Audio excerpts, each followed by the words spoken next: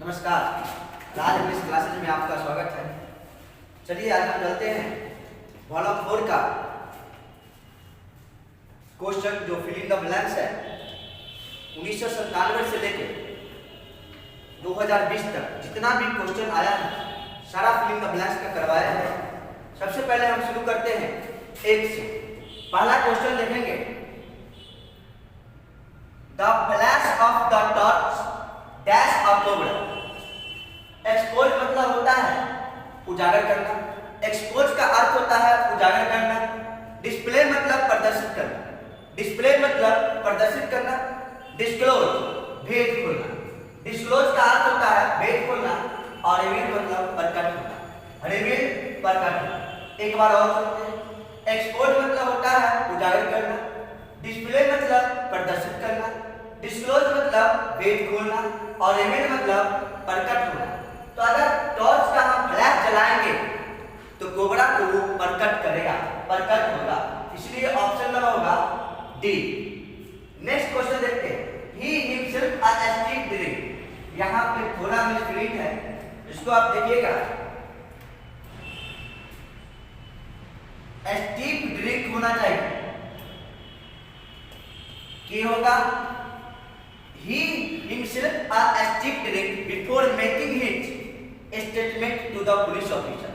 वह police officer के सामने स्टेटमेंट देने के पहले थोड़ा सा वो पी लिया था, थोड़ा सा। he himself a steep drink, देखिए एक वर्ड है थ्रो। थ्रो का पास्ट फॉर्म थ्रू है, इसका मतलब होता है फेंकना। एक वर्ड है फॉर, उड़ेड़ना या ढालना, पे परोसना, इसका अर्थ होता है पे परोसना।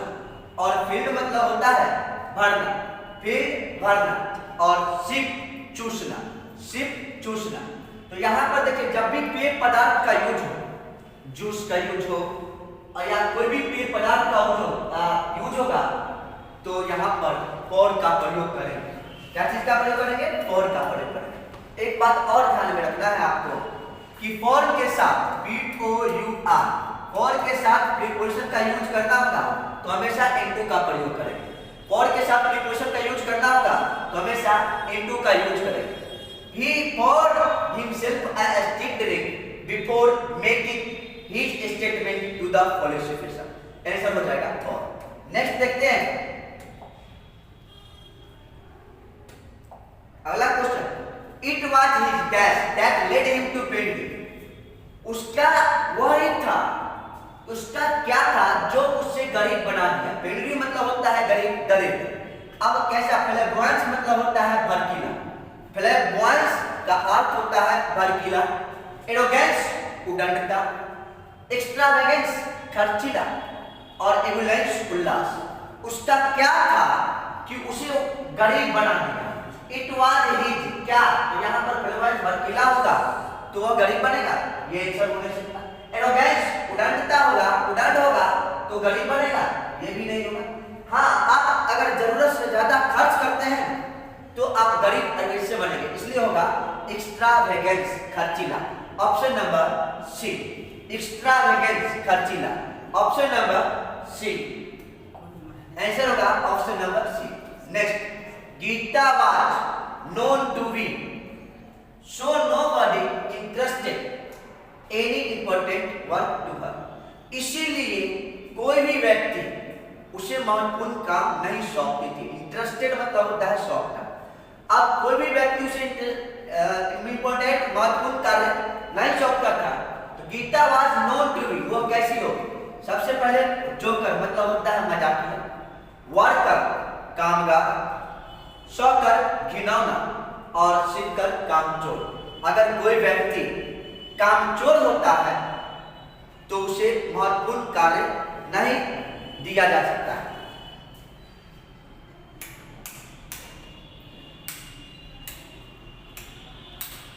यदि कोई भी व्यक्ति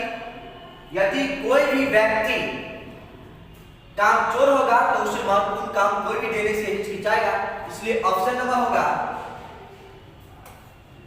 डी, सिरकर कामचोर। नेक्स्ट देखते हैं, द स्टेचू। स्टेचू में यहाँ पे आर नहीं होना चाहिए।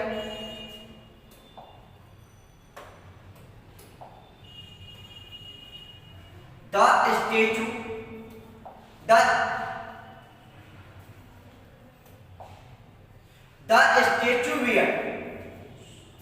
statue was so that people stared at it a horror। मतलब मूर्ति कैसा था कि लोग उसे डरावना तरीका से देखता था, घूरता था।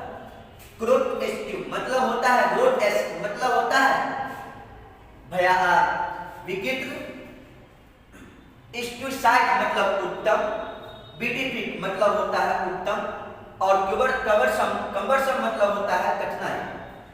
ग्रोटेस्क मतलब होता है विकृत, स्टूसाइड मतलब होगा उत्तम, बीटिफिक उत्तम, और कम्बरसम मतलब होता है कठिनाई।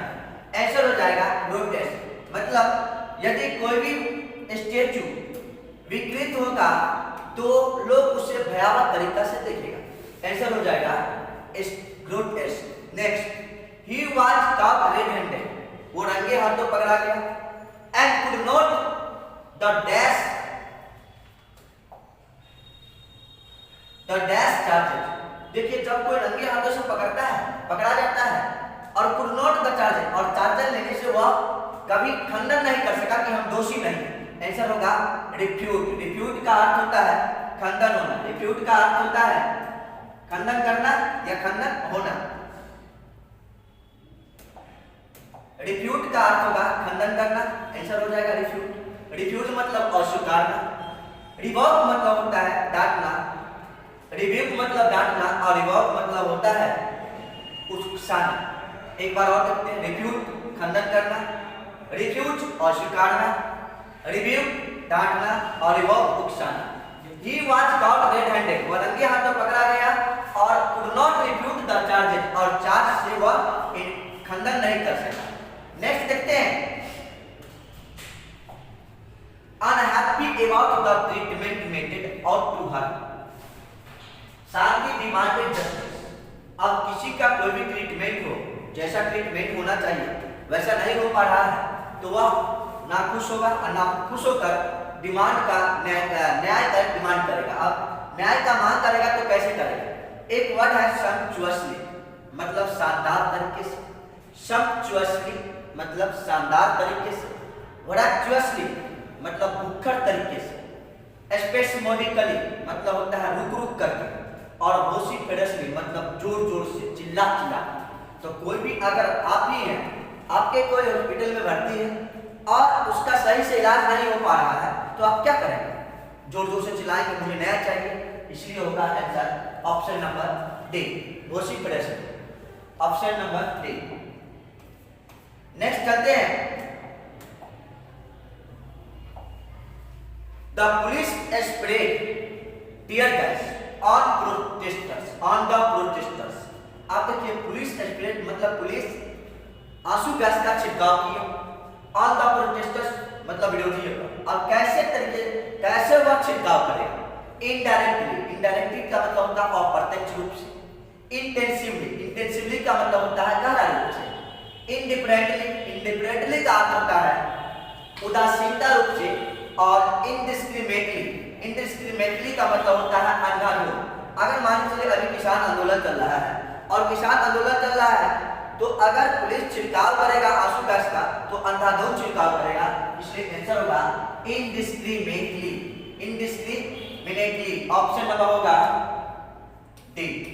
नेक्स्ट देखते हैं, we are happy to the receipt of your order number 4071 dated 13/3/96। अब देखिए एक एडमिट वर्ड है। एडमिट मतलब होता है भर्ती होना, जैसे एडमिट होता है भर्ती होना। एक्सेप्ट मतलब होता है स्वीकारना या कोई बात मान लेना, और एक्नॉलेज मतलब होता है कोई वस्तु स्वीकारना, और रिस्पॉन्स मतलब होता है जिम्मेवार।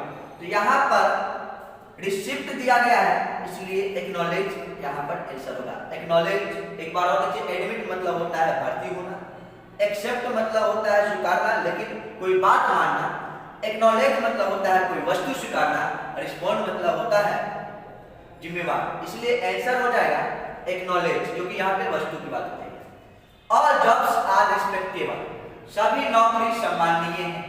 ऑल जॉब्स आर रिस्पेक्टेबल, सभी नौकरी सम्माननीय है। ऑफ देयर नेचर, तो देखिए इररिलेवेंट मतलब होता है असंगत। इररिलेवेंट का अर्थ होता है असंगत। इमैटेरियल मतलब होता है महत्वहीन। इमैटेरियल का अर्थ होता है महत्वहीन। और इरिस्पांसिबल मतलब होता है बेपरवाह। इरिस्पांसिबल बेपरवाह और इररिस्पेक्टिव और इसके साथ हमेशा ऑफ लगता है तो इसका अर्थ होता है के बावजूद।